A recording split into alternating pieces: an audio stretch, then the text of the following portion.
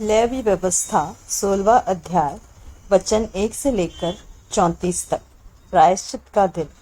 जब हारून के दो पुत्र यहोवा के सामने समीप जाकर मर गए, उसके बाद यहोवा ने मूसा से बातें की और यहोवा ने मूसा से कहा, अपने भाई हारून से कह कि संदूक के ऊपर के प्रायश्चित वाले ढकने के आगे बीच वाले पर्दे के अंदर पवित्र स्थान में हर समय न प्रवेश करे, नहीं तो मर जाएगा, क्योंकि मैं प्रायश्चित वाले ढकने के ऊपर बादल में दिखाई दूंगा। जब हारून पवित्र स्थान में प्रवेश करे तब इस रीति से प्रवेश करे, अर्थात पाप बलि के लिए एक बछड़े को और होम बलि के लिए एक मेढ़े को लेकर आए। वह सनी के कपड़े का पवित्र अंगरखा और अपने तन पर सनी के कपड़े की जांघियां पहने हुए और सनी के कपड़े का कटिबंध और सनी के कपड़े की पगड़ी भी बांधे हुए प्रवेश करे। ये पवित्र वस्त्र है और वह जल से स्नान करके इन्हें पहने। फिर वह इस्राएलियों की मंडली के पास से पाप बलि के लिए 2 बकरे और होम बलि के लिए एक मेढ़ा ले, और हारून उस पाप बलि के बछड़े को जो उसी के लिए होगा चढ़ाकर अपने और अपने घराने के लिए प्रायश्चित करे, और उन दोनों बकरों को लेकर मिलाप वाले तंबू के द्वार पर यहोवा के सामने खड़ा करे।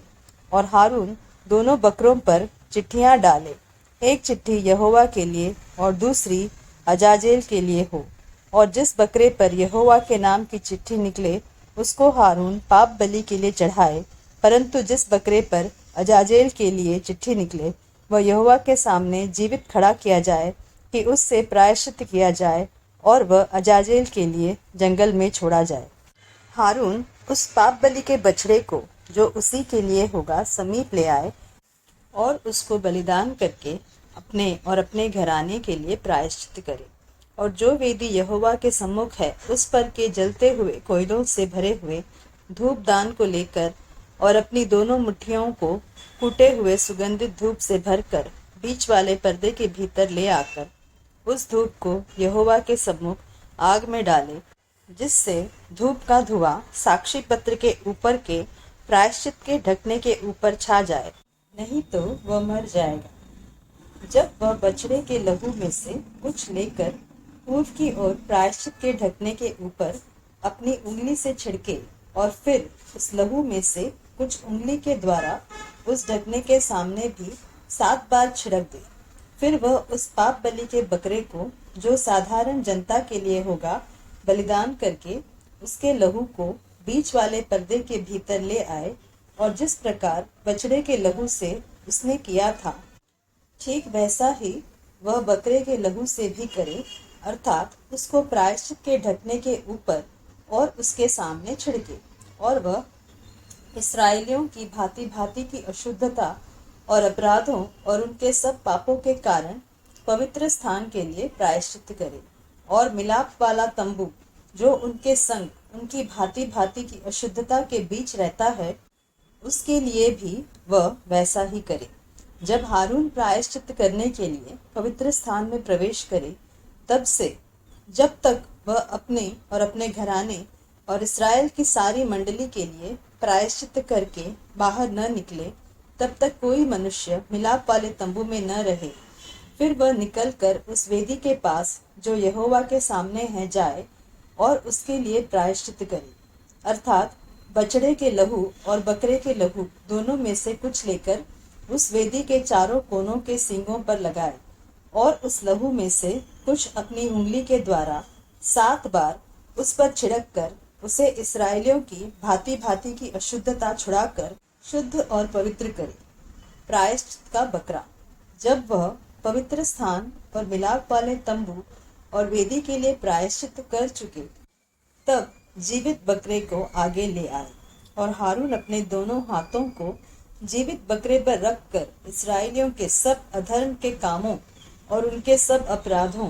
अर्थात उनके सारे पापों को अंगीकार करे, और उनको बकरे के सिर पर धरकर उसको किसी मनुष्य के हाथ जो इस काम के लिए तैयार हो जंगल में भेज के छुड़वा दें। वह बकरा उनके सब अधर्म के कामों को अपने ऊपर लादे हुए किसी निर्जन स्थान में उठा ले जाएगा, इसलिए वह मनुष्य उस बकरे को जंगल में छोड़ दे। तब हारून मिलाप वाले तंबू में आए